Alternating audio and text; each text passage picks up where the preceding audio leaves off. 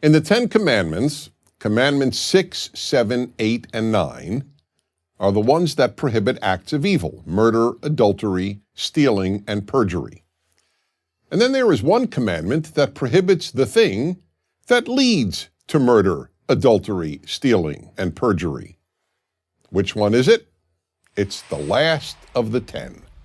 Do not covet anything that belongs to others, not their spouse, their house, their servants, their animals, or any of their property. In order to understand this commandment and its unique significance, the first thing to understand is that this is the only one of the 10 commandments that legislates thought.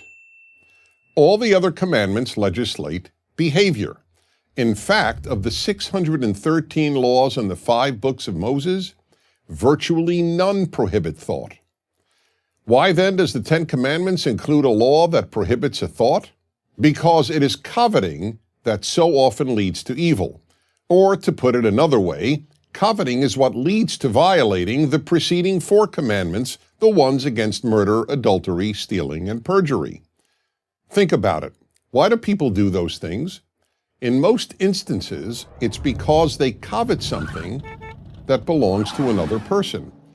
Obviously, that is the reason people steal. Thieves covet their victim's property. But it is also the reason for many murders, and coveting is obviously the reason for adultery, wanting the spouse of another person. As for perjury, or bearing false witness in the language of the 10 Commandments, that is done in order to cover up all these other crimes that are caused by coveting.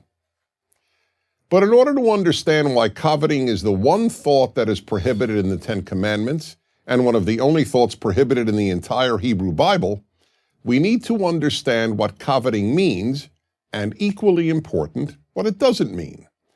To covet is much more than to want. The Hebrew verb, lachmod, means to want to the point of seeking to take away and own something that belongs to another person. Note that there are 2 operative elements here: seeking to own and belongs to another person. Seeking to own does not mean just envying, or in the case of your neighbor's spouse, just lusting after. Neither envy nor lust is prohibited in the 10 Commandments.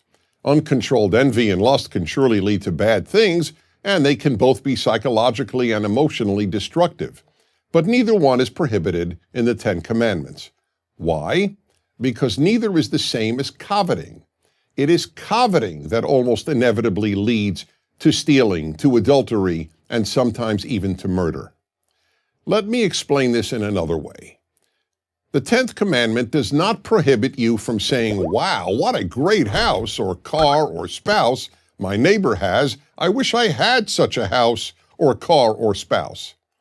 That may end up being destructive, but it may also end up being constructive. How? It may spur you to work harder and improve your life so that you can obtain a house or car or spouse like your neighbors.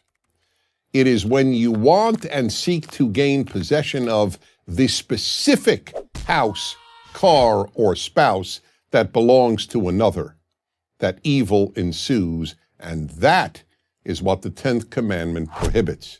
Therefore, one of these 10 commandments, these 10 basic rules of life, must be that we simply cannot allow ourselves to covet what belongs to our neighbor. Whatever belongs to another person must be regarded as sacrosanct. We cannot seek to own anything that belongs to another, because only evil can come of it. I'm Dennis Prager.